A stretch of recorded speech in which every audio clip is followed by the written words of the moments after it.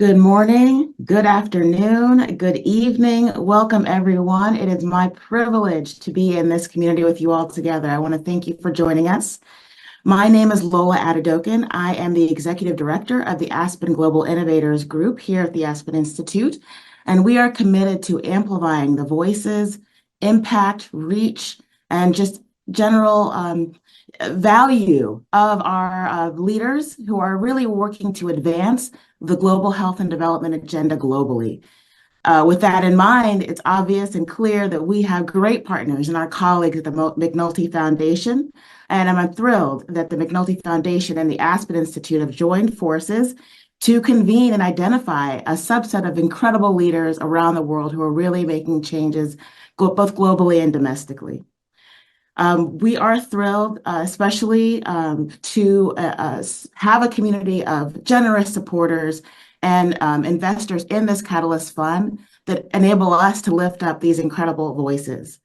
Today will be an incredible kind of conversation. We're thrilled to follow on round two of a conversation of leaders who are really activating change.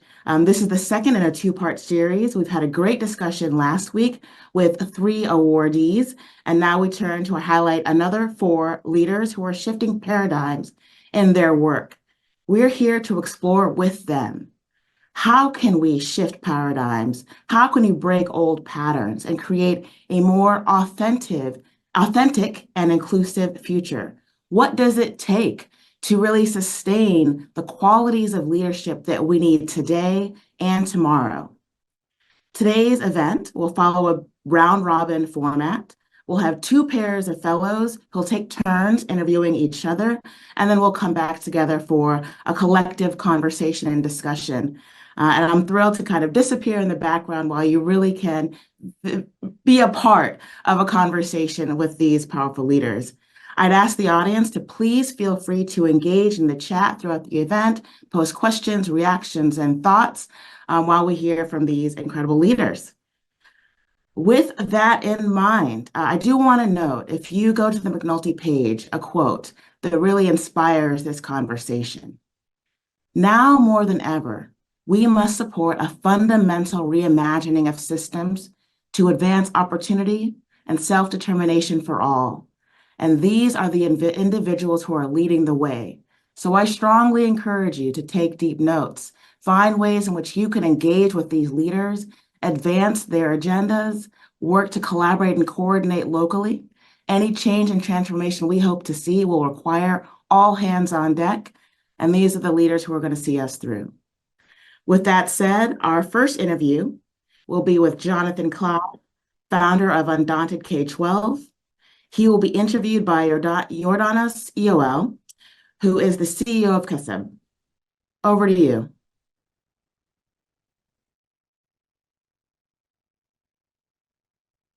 To be here with all of you. As Lola mentioned, I'm Jordanos EOL. I'm the founder and CEO of CASEB, and I'm a civil society fellow of the Aspen Institute. And I'm really excited to welcome Pahara Fellow Jonathan Klein, founder of Undaunted K-12, to join us. Welcome, Jonathan.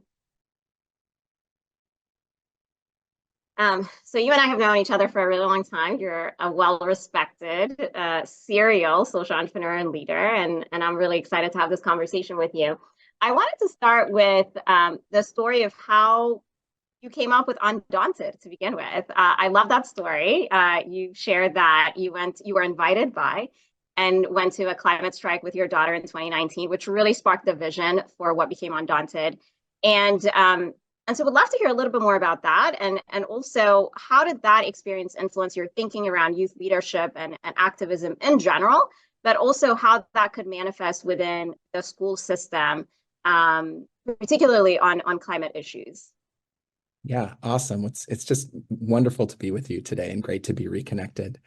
Yeah, so in 2019, I was 44. My 22-year-old self had looked out at the world and like taken a job as a 5th grade teacher, and I had an amazing, and I'm so grateful for a career working in service of opportunity in public schools and to address educational inequity. And I'm still, now I'm 49, and I'm still very passionate about those issues. But Mhm. in fall 2019, this is the before times, my then 7th grade daughter invited me to be a chaperone at this youth-led climate strike in the streets of San Francisco. And I spent a day with 30,000 teenagers and listening to their, kind of urgent, ambitious, calls to action. And the day had such a big impact on me. Like, they were pissed that the education that they were receiving or participating in or had access to was not relevant and not preparing them. But perhaps more importantly, they were pissed at millennials, at Gen X, at boomers, that on our watch, and what the science was telling them needed to be a decade of action, we were not making decisions or fast enough. I'm Gen X, and I left that day. I don't think I knew a member of Generation X who was operating with the urgency and ambition that those young people were calling for, and deserved. So I set out on a mission to start to try to understand what is the intersection of educational equity and climate change. What role could schools, play in addressing the climate strategy, and how could I show up in a different way with young people?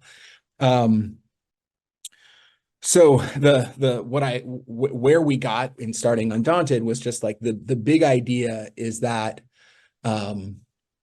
America's public schools, like our campuses, are generally not prepared for extreme weather. The heat, the wildfire smoke, the flooding that is impacting student learning and health and is a threat multiplier for educational equity. And by the way, schools, school buildings, school transportation, they're big energy users. We burn fossil fuels that emit carbon pollution that's making the problem worse.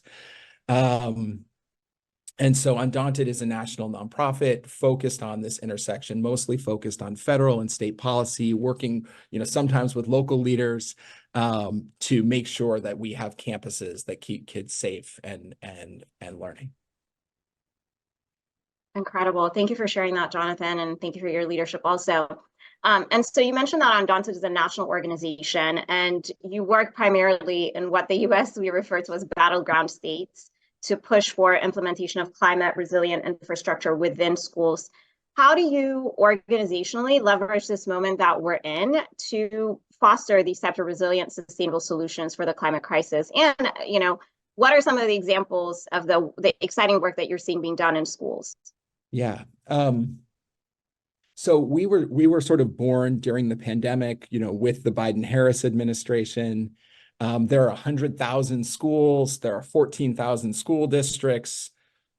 We were two people at that time. And, so how do we, move that system? So we've mostly been focused on state policy, and federal policy. And then the Inflation Reduction Act came along in August 2022.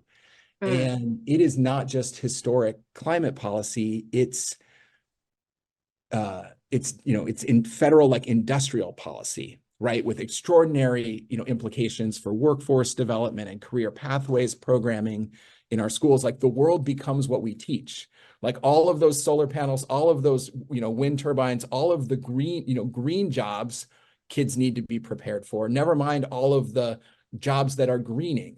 Every job in our economy, is going to need a resilience, a sustainability lens. And so the opportunity to move our schools in that direction is just, imperative.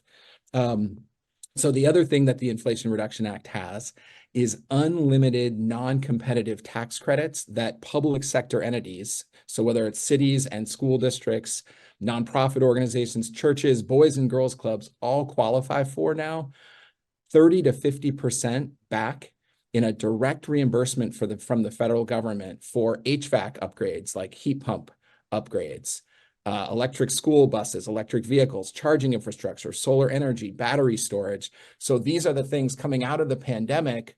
We were so concerned in schools about indoor air quality, right? So we're upgrading HVAC systems. And so the Inflation Reduction Act is now making the clean energy choice often the lowest first cost choice. And I think that's one of the things I'm most excited about. Like, we have a database now of over 120 projects across the country where schools are deploying clean energy technologies using these new federal resources.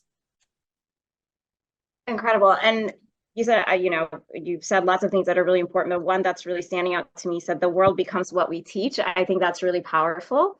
And so I guess my last question to you is, how are you seeing schools or students or teachers who are advocating for climate-friendly policies?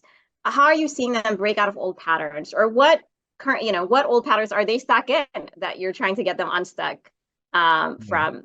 Just love to hear a little bit about your reflections about who's making these policies, and both the challenges and the opportunities that you see. Maybe so. A couple thoughts. One is that in 2022, Education Week did a survey of teenagers across the country. And the good news was that 80% of young people in the survey understood that climate change is human caused, that, that this is happening and it's us. Unfortunately, only 44% correctly understood the greenhouse gas effect and how, what's actually happening to warm the planet. And so one of the big opportunities, one of the big focuses for us is making sure that we are, encourage young people deserve to understand this. How are we going to solve this if we don't have a foundational understanding of the problem?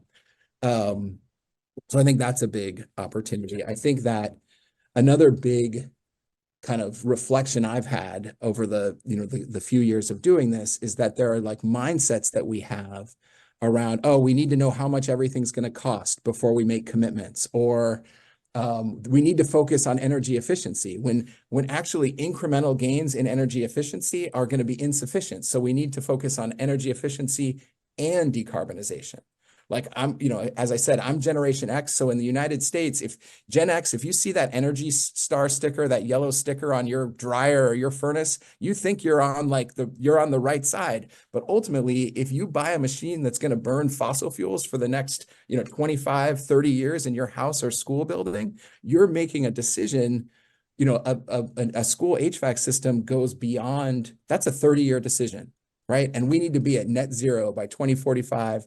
2050. So 2024 plus 30 years, like, that's just not acceptable anymore. So those are some of the big opportunities. Thank you so much, Jonathan. Really appreciate your leadership on this urgent issue. And yeah, I'm going to turn it over to you now. Right on. Thanks, Jordanos. I'm so excited to speak with you about your organization, KESIB. I mean, we I think first connected, more than a decade ago, but it's fun to sort of, I would love to just understand like how you've connected the dots in your experiences from, growing up during Ethiopia's longest civil war, your involvement, with the Women's March and organizing in 2017, the work you did at New Profit when we connected, where you created the Civic Lab initiative. Like, how did these experiences in your life lead you to this work at KESIB? Yeah, no, it's so fun to reconnect in this capacity. So yes, I mean, I would say KESIB is a culmination of my personal experiences, my professional experiences, and obviously the moment in time. So from a personal perspective, yes, I was born during the longest civil war in Ethiopia, and I think even more significant than that, it was being multi-ethnic in a country that was becoming increasingly an ethnic federation. And so really navigating that, and then, coming to the US as a daughter of political society, all of those experiences helped me understand two things. One, you want government to be functional. First and foremost, it needs to work properly. And then secondly, we needed to support a more inclusive culture where people of different identities, ethnicities, races, religions, right, can coexist peacefully. And so that was always a personal interest of mine. But then, as we mentioned, I spent a decade of my career at New Profit, which is an organization that supports social entrepreneurs. So I had an opportunity to work with incredible social entrepreneurs like yourself and others. And in 2016, after becoming a US citizen and getting involved in digital organizing efforts, which culminated in us being able to mobilize 4 million people across the world for the 2017 Women's Marches, I started seeing the same kind of entrepreneurial energy in the pro-democracy field. It's not that it didn't exist previously, but I think it was being channeled in a particular way, particularly in the US. And so that just really helped me to have an aha moment, which is that, is there an infrastructure that supports this type of entrepreneurial efforts to continue to advance and strengthen democracy? And obviously I've been on that journey since 2017. And I think that, coupled with, as I got deeper and deeper into the field, that a lot was being documented by scholars, by academics, by journalists, that the threat to democracy is both local and global, right? And we need to understand it from both of these perspectives. And I think there was a lot of push to, support and fortify local efforts, but there was a huge gap from a transnational perspective. On the other hand, the authoritarian and illiberal actors are actually playing globally, right? They're playing both globally and locally. So it's not one or the other. So we needed a both-end approach. And these issues are so urgent that we couldn't do it sequentially, right? We couldn't say, oh, let's address the local problem first, and then let's move on to a global challenge. In fact, global challenges are impacting what's happening locally, and what is happening locally is informing a global playbook against democracy. And so that's what really CUSUB comes from, that it really combines all of these experiences. We're a pro-democracy organization.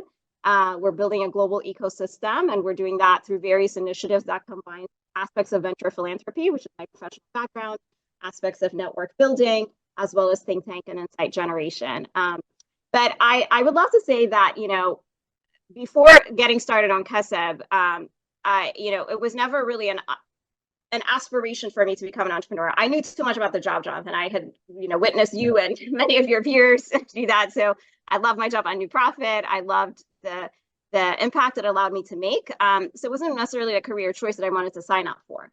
But I want to credit the Aspen community and really my civil society fellowship in particular, both from the moderators and our, civil society fellowship managing director, Nikki, as well as my peers, because they really supported me on that journey of making a decision to say, okay, you feel called to do this and go for it, right? And they provided emotional support as well as tangible support, many of whom are collaborators today. And so it really takes a village to make that transition from, I have an idea, I want to do something about it, to then making the commitment to move forward. So great admiration for everyone who's on this call today, but also real gratitude to my fellowship community, civil society Constellation, second cohort, who's just been an incredible support network for me. Awesome. That word, like, you felt called to do this. Like, I just totally connect with that. I don't know what else to do with myself, in this moment. And just the idea that leadership is a team sport. And so just all, the village of folks helping us. Absolutely. I went back and I watched your TED Talk from last year. And one of the things that really, it was awesome. But one of the things that really struck me was this idea of, you said, for democracy to work, it needs to be inspiring. And so could you touch on that a little bit? Like, how at CUSUB are you working to make democracy inspiring? Can you share an example of some of the innovations you're seeing, or that you've been supporting through CUSUB?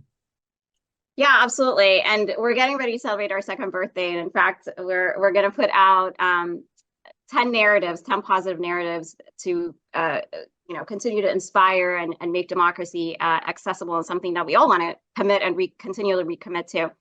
And so at CUSUB, we do our work to accelerate learning, innovation, and collaboration across borders to really fuel the pro-democracy movement. And I'll mention a couple of efforts. We're working with lots of exciting initiatives and an organization, but we'll just mention a few to illustrate what types of innovations we think are really exciting, and that are having really transformative impact in their national context. So the first one I'll mention is an organization called Polichise, which is based in Brazil.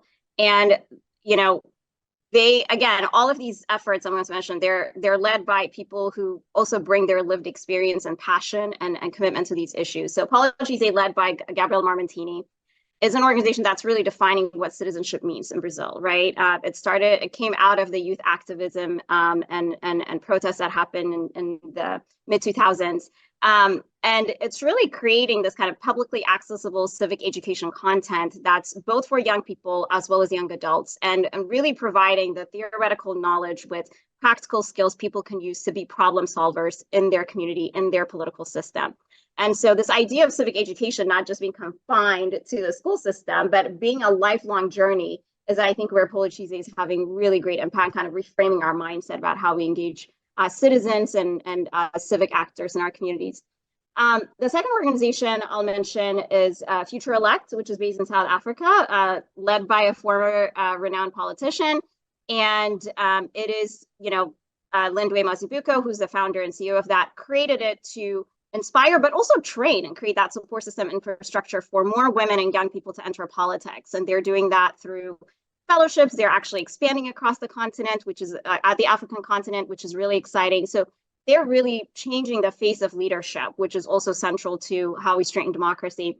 And the last one I'll briefly mention is a US-based organization called Fair Count. And Janine Abrams-McLean is the fellow that is in our portfolio, and they engage in 365 democracy, which is that they do continual organizing in rural communities to ensure that people are represented, people continually participate in the democratic process, and particularly communities from rural counties who have been marginalized and underrepresented. So these are some of the examples of the really inspiring innovations that we're seeing in our work. Awesome, amazing people. Yeah. So with all of the growing mistrust and the context of today, how are you or how are the folks you're working with sort of balancing the need for short-term solutions with the need to build sort of long-term, durable, inclusive solutions around these issues? Yeah, it's a great question, and I'll say a couple of things I think we need to do to build trust, and the balancing of the short term and the long term. This is actually core mission of CASEB. We have a dual pronged mission. One hopefully more shorter term, fighting authoritarianism, and then the other one advancing inclusive democracies and resilient democracies. I'll say a couple of things. One, I think overall as a field, I think we need to get out of this mindset that elections are synonymous with democracy. Elections are absolutely central to a democracy, right? But I think our overemphasis on elections actually, in the long term, I think undermines our work to strengthen democracy, because it becomes a win-lose game, right? Whereas democracy is really about how to manage losses. If you could lose electorally, but still be committed to a democracy, right? And that's something that I think we need to collectively really work, because all of the issues that I don't need to mention here have surfaced around validity of elections because of that, because it becomes just about winning. The second is, I think as a pro-democracy field, we need to acknowledge where democracy has fallen short, because people really do have legitimate grievances, particularly around economic security. Democracy coupled with unfettered capitalism has not delivered, and so equitably across the board. And so I think we need to listen to people, and we need to respond candidly, I think, to where democracy has fallen short and how we can join forces, right, across differences with all these critiques to build a much more inclusive form of democracy. And I think that's the second. And then the very last thing I'll say is that, democracy has built a vision and a system of government, and it has not fully been inclusive. And I think that is the work that all of us need to be involved with to build a more inclusive form of democracy that has never fully materialized in any country, including where I'm based here in the US. So those are just a couple of things that we at CASEB are focused on, as well as the network and fellows that we're supporting are, actively exploring to solve. Right on. I'm so glad and grateful that you took the plunge as an entrepreneur yourself. Thanks, Jonathan. Right. So we're going to hand it over to our next pair of fellows, and I will pass the mic to Anatole to interview Casey. Thank you so much, Jonathan. My name is Anatole Manzi, and I am an Aspen Global Innovators Group New Voices Fellow and the founder of Move Global. Now we will go to South Carolina in the US to meet an incredible leader, Dr. Casey Eichenberger, and an Aspen Global Leadership Network Liberty Fellow and the founder of the Magdalene Clinic. I have been moved by your leadership, Casey, and I have been following you for a while. And in previous interviews, you have shared some pivotal experiences with patients that forever changed your perspectives on the substance use disorder as a chronic medical condition, informing the creation of the Magdalene Clinic. Can you talk about these experiences and how they change your perspective on your field as a physician and how they led to the Magdalene Clinic. Absolutely. And Anatole, thanks so much for the invitation to spend time and energy in the space with you. I love the opportunity to get to intersect with folks who do healthcare and justice at the same time, and your story is exemplary in that. I'm excited to actually share more of your story with folks in just a minute. The Magdalene origin story, I'm an obstetrician by vocation, so birth stories are familiar to me and comfortable. That's the language we use. So the birth story of the Magdalene started back in 2017. Substance use disorder in pregnancy is an issue endemic now in the United States and many countries. It's a leading cause of maternal morbidity and mortality, why women get really sick and why they die. And for folks my age and a little bit older, we received no training in this. So it almost showed up like a novel disease. Of course, it's not at all. It's historic. But there really was nothing foundational in my medical training that taught me how to address it. It was treated like a social ill and treated frequently by folks in the social sector. So fast forward to 2017, I was in the Liberty Fellowship, and I love that Jordanis shouted out for individual class. I want to send some love to United, Liberty United, who inspire me all the time and for whom this work is part of their work as well. But I was in a fellowship, and at the same time, I was on call at the hospital. I practice as a maternal fetal medicine physician, so I do high-risk pregnancies, and received a call from the ICU. This is a pretty ordinary story that is not really extraordinary, but received a call from the ICU. They said they had a mom who was found down in the field from an overdose, and that she had no evidence of brain activity. She was on a ventilator, and she was pregnant.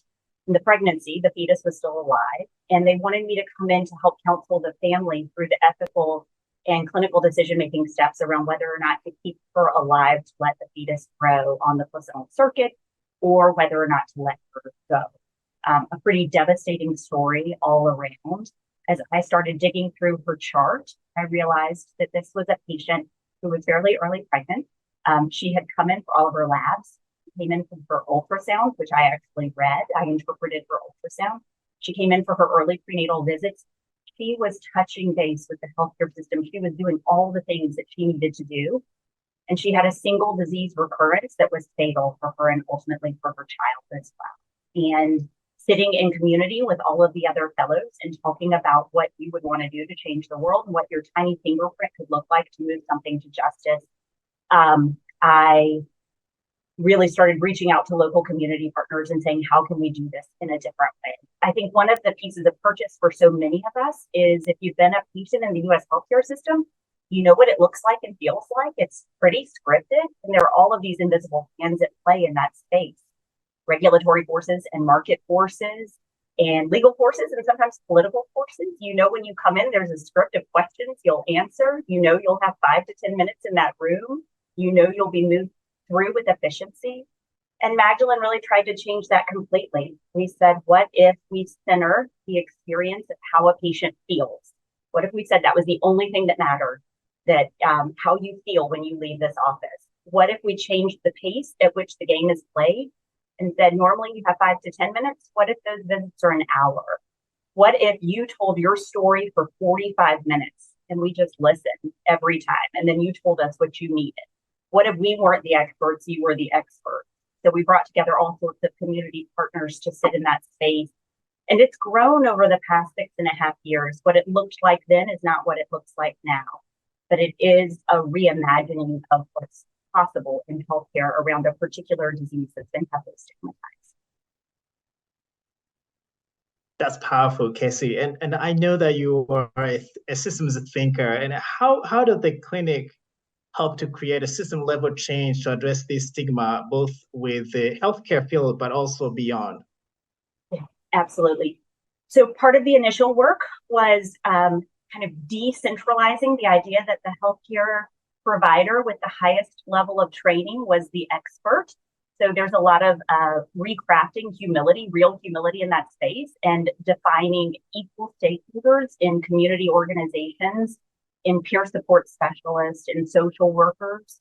We started reaching out to anybody that would let us speak to them. We've talked to judges. We've talked to the folks who work at the detention centers. We've talked to politicians and we've talked to folks in recovery centers, any place they'll let us in to tell the story of what we're trying to do and to redefine their perspective of substance use disorder as a highly treatable disease. We have issued a kind of radical invitation for folks to participate in our work, to come in to see what we do. We host learners all the time. So part of the shift is we're small and we're staying small. The original kind of work is still there. We've taken care of 625 families now, many of whom have come back a couple of times now over 6.5 years as they're building their family. But we're also a host site for other groups who may want to do this sort of work in their community or may want to redefine the model of what healthcare looks like for different disease processes. So it doesn't have to be substance use disorder. I will tell you, when we tried to redefine what it felt like for our patients, what we found unexpectedly, but of course it's really logical, is that we redefined what it felt like for us. It's a lot more fun to practice medicine and to be in community when you're in these spaces with a lot of other people working towards the same goal at a pace that's slower, where your job is to listen and not to talk. It is a delightful change from modern American health. That's powerful. You know, I'm actually practicing the listening skills here as well. So I think it's making it happen. It's really powerful. I know that partnership is a key in what you do. What role does partnership played in the success of your initiative? Yeah, that's incredible. Thank you. So our primary partner was a local recovery center that has a tremendous amount of expertise. It's called the Phoenix Center here. They were our initial kind of 50-50 partner in that space. They provided licensed professional counselors, peer support communities, and peer support coaches. They also provided the residential care for women and kiddos who needed and met the model for residential care. So they do all of the addiction medicine piece. We also developed partnerships with folks in the Department of Social Services. That is a relationship that for many families with substance use disorder can feel adversarial. And we have invited them into the space to understand what we're doing, what our model is, and to invite our patients to serve as experts for them as they define what their kind of role in a civil society will be. Again, the partnership with politicians, the partnership with folks in detention centers. We're developing they're very nascent, but new connections to folks in the education sector as well. We just received an incredible grant that will allow us to support our families until their kiddos turn 3 with intensive case management outside of the healthcare system. So they've had their baby, they've had their postpartum visit, they launch into the world. What can we do to wrap a tremendous amount of additional resources around protection for financial and educational success as they launch? So many of our families have generational trauma that is almost overwhelming, and anything that we can do to try to kind of change that narrative arc for generations to come. You know, we're taking care of the family immediately in front of us, but we're also seeing 2 and 3 generations downstream for South Carolina. Wow, this is really powerful. Thank you so much, Casey. And I think I'm calling now from Rwanda. We are virtually in North Carolina, but I wish we could be here in person and other sub-Saharan African countries. And hopefully this clinic can get everywhere to address those needs, because I think that's what we need really to be able to address community needs. So I am really so thankful for having the opportunity to connect with you. Now I'm going to hand these over to you and we continue the conversation. Thank you so much. And I'm humbled by you saying that. Your work has been extraordinary. You've worked with organizations that I have held up over my lifetime as examples of best practice. And so the opportunity to sit with you today is pretty incredible. Another Giordano's, the second time I've referenced her, but another Giordano's quote from earlier today: for democracy to work, it needs to be inspiring. I would say for healthcare and wellness to work, they need to be inspiring, and that appears to be your story. I had the privilege of hearing you share a little bit of your own kind of youth and childhood experience last week, and I was really hoping you might be willing to share that more broadly today with the Aspen community. I was wondering if you'd share how those experiences that you had early on in your life overlap with some of the experiences of your current students, and how those childhood experiences informed the creation and Move Up Global. Yeah, thank you. And again, I hope you'll be able to contain my emotions now as I get into that. But yes, I was born and was raised in Rwanda, in the northern part of Rwanda. It's known as it's Musanze district. It's actually really one of the most beautiful areas in Rwanda.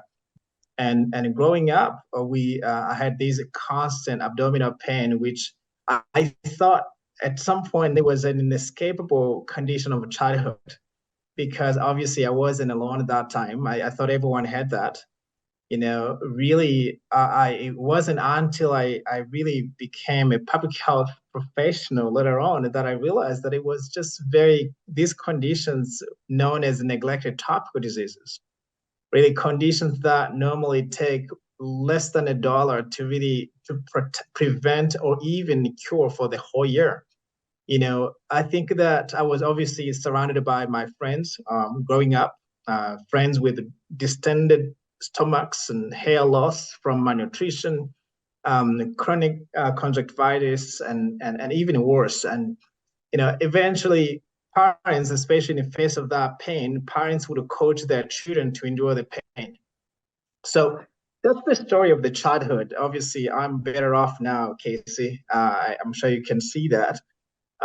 But when I went back to visit my school, the school I attended as a child, I was surprised that after so many decades, the kids, I'm sure you can come with me now. I am now seeing these children laying in the grass.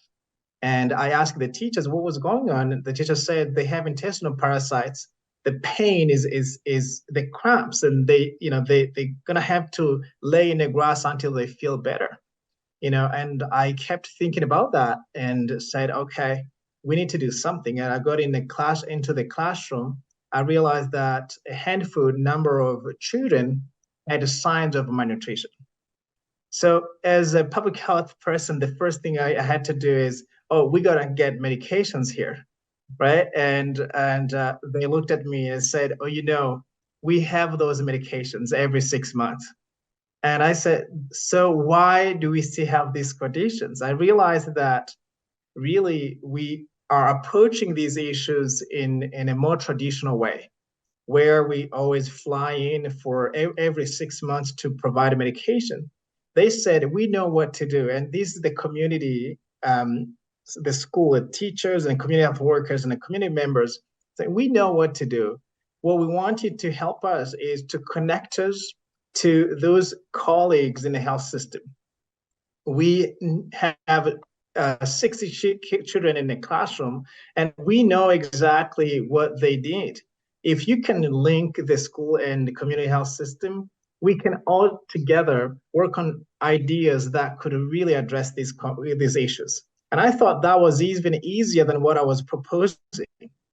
The next was, okay, instead of also bringing food products, purchasing and supplying food products, we know that we can turn our school into a center for, food production and actually be able to do that. Anyway, we designed the NOT framework, so tying health and education systems, where teachers learn about the conditions that affect children and families, and they can eventually link up with the health facility personnel to really be able to respond. It is game changer. In a country with one nurse per 1,000 people, in a country with one doctor for 10,000 people, it is not really relying on that nurse or doctor is not going to be the solution. We have seen this solution working. So I think that's really the organization that is making progress, and that's exactly the project that I have been working on, connecting my personal experience with the communities, trying to heal communities, not the other way around. I'm curious in that space. I love the leveraging of the educators there, and really the duality of, yes, we can treat the intestinal parasites, and the lasting impact is we change the infrastructure of who is educated, how are they educated, kind of changing that space. I was wondering if you would be willing to share a few more wins early on from Move Up Global that you've seen on the ground there in Rwanda. I don't know if there are any folks that you would like to highlight in terms of their work and early wins.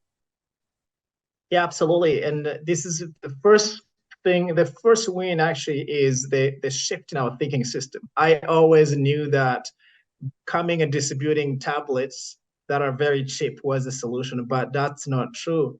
It is actually thinking about a bundle of interventions that address the root causes. And one of the examples is, okay, instead of bringing the food, we can actually come up with a solution. They designed some projects. Now each school collects over 500 eggs per day. And the children are eating vegetables every single day. They have the healthy plate at school. And we have community health workers working with the teachers. It was taking approximately 12 days for the sick child to get to the clinic. But in this case, it's taking less than 5 hours to have the care that they need.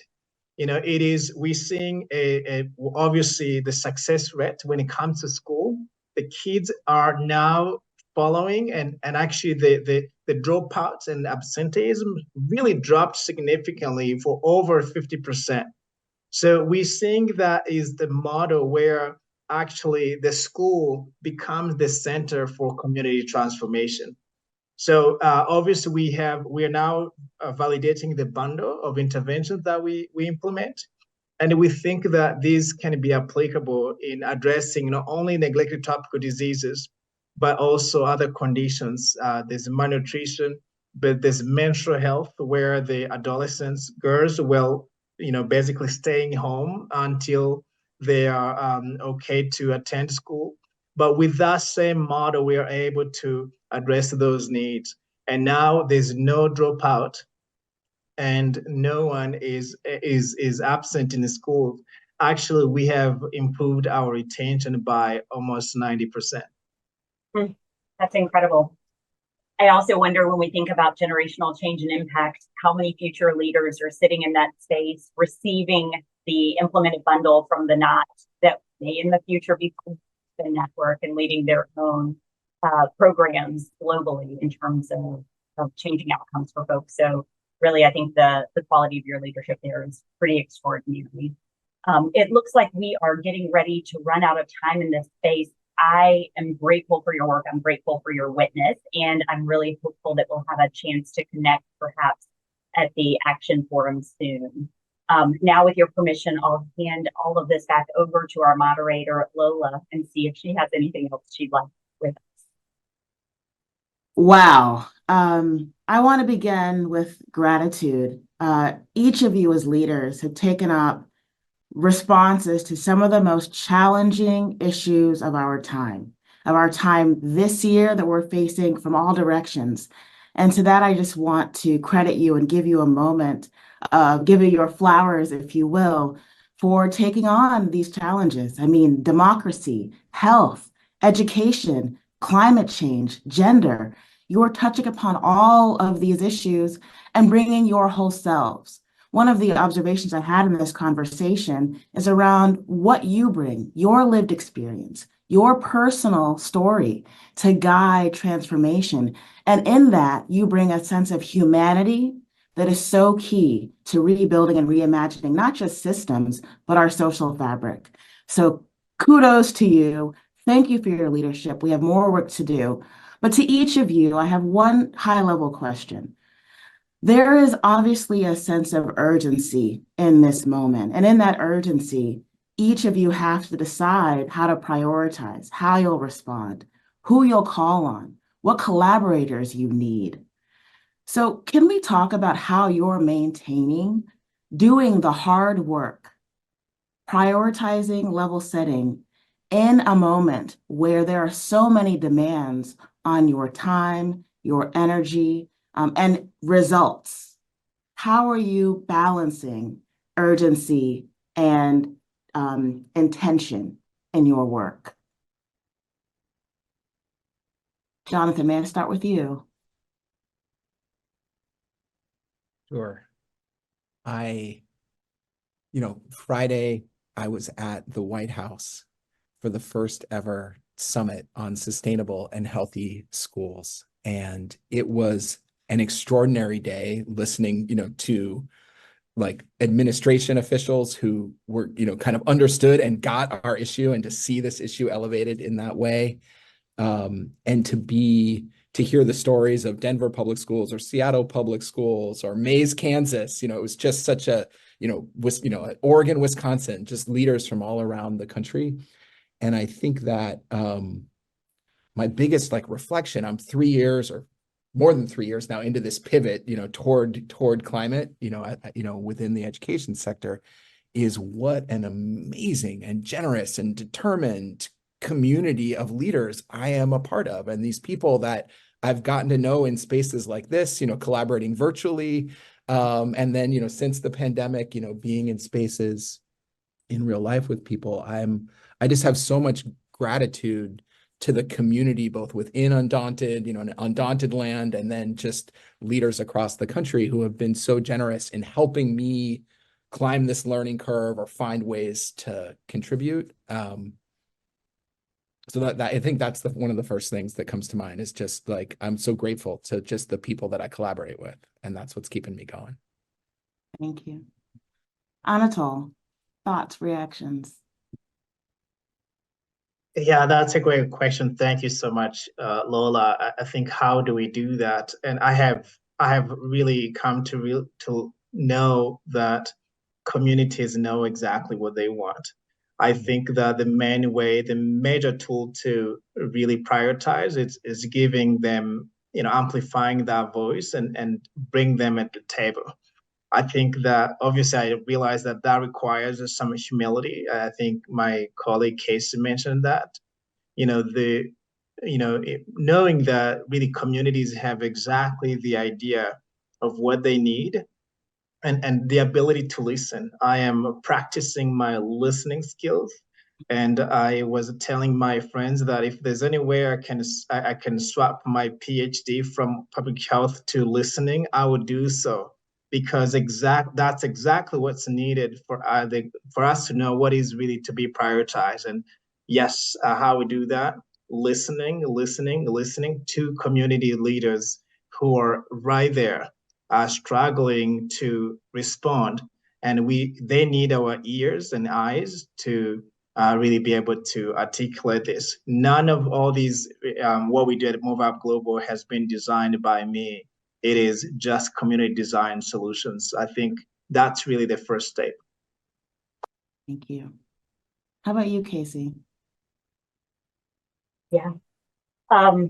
So on a personal level, I'm a huge women's basketball fan. And one of the things that I hear coaches say a lot, particularly my favorite, Dawn Staley, is let the main thing be the main thing. And I actually think that's not an athletics quote originally. I think it came from Habits of Highly Effective People, but it has been taken over by folks in football and basketball. And I love it. It's a centering mantra for myself as well.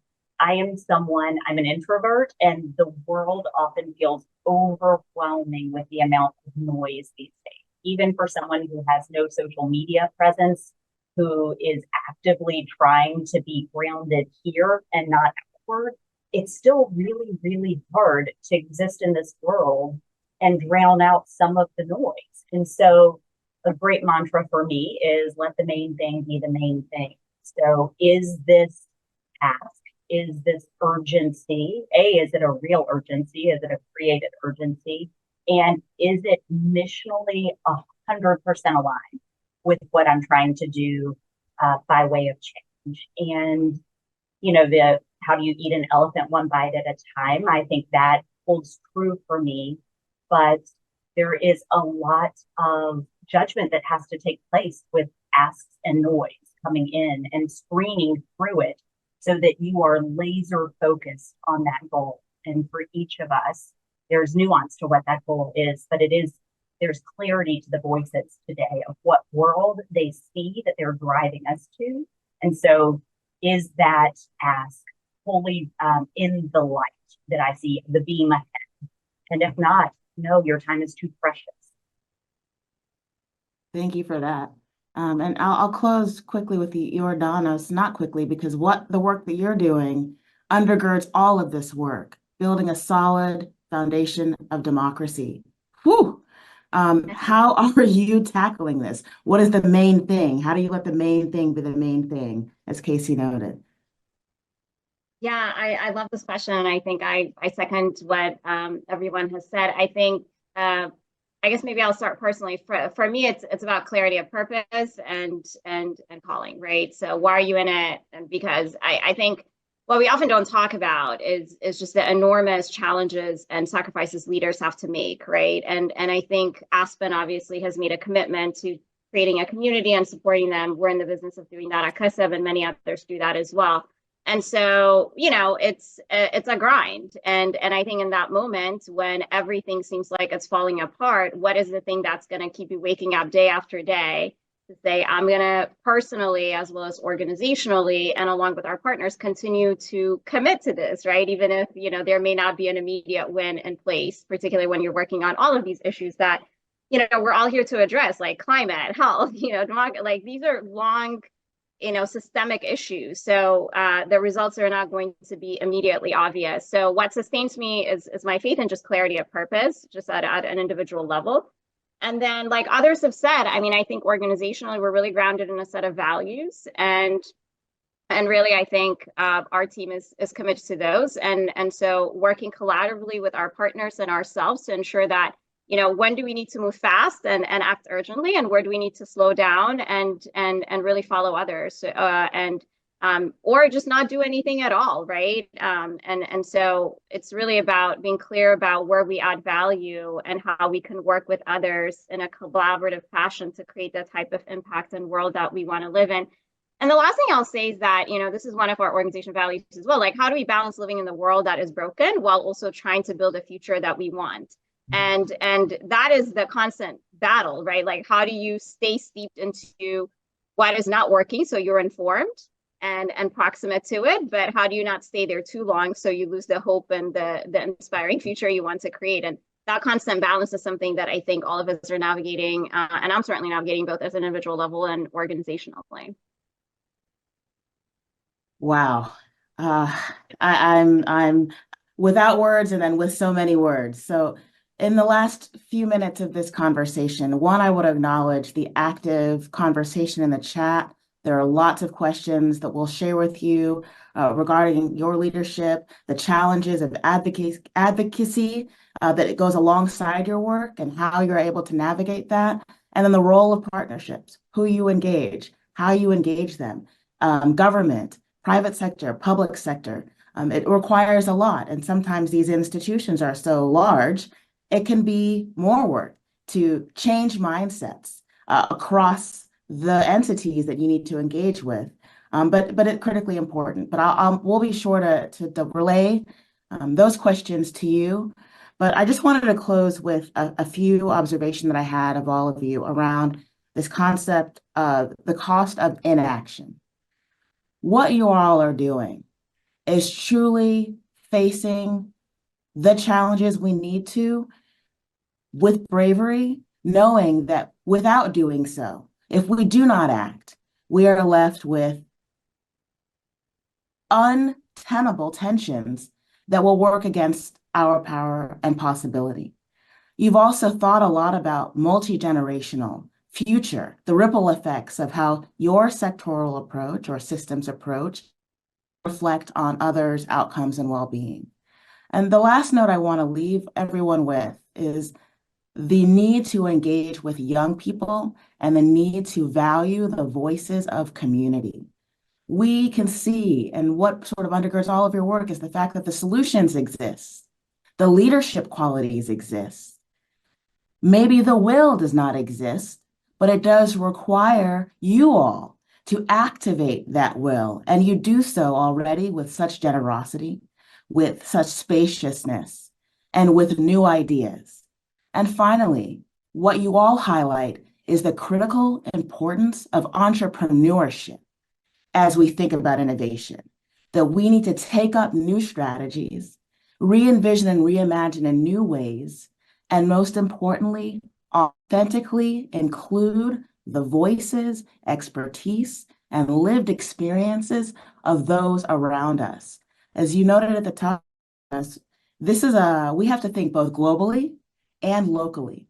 That transformation only happens if we look at our backyard, look at our neighbors, look at the city level leadership, and then take our sort of open up our eyes to see what's happening outside of our states, outside of our nations that we can learn from. That's what's going to inspire action. That's what will inspire transformation. That's what will inspire change.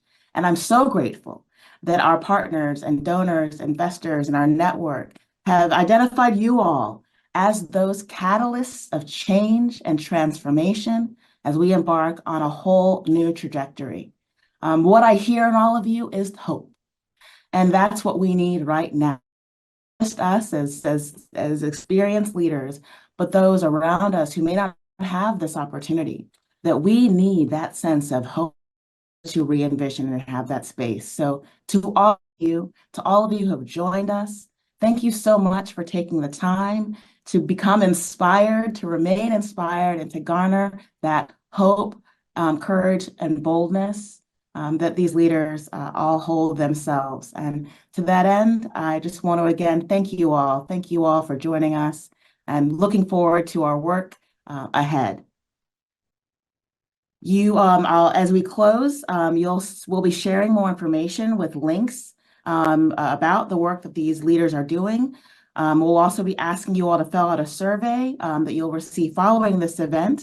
And of course, deep acknowledgement and gratitude to the speakers and the partners of the McNulty Foundation, the Aspen Global Leadership Network, and the Aspen Global Innovators Group, who have been a part of the design and intention and development of the leaders within this group and partnership, and are all partners in arms as we reimagine a new future that's authentically inclusive.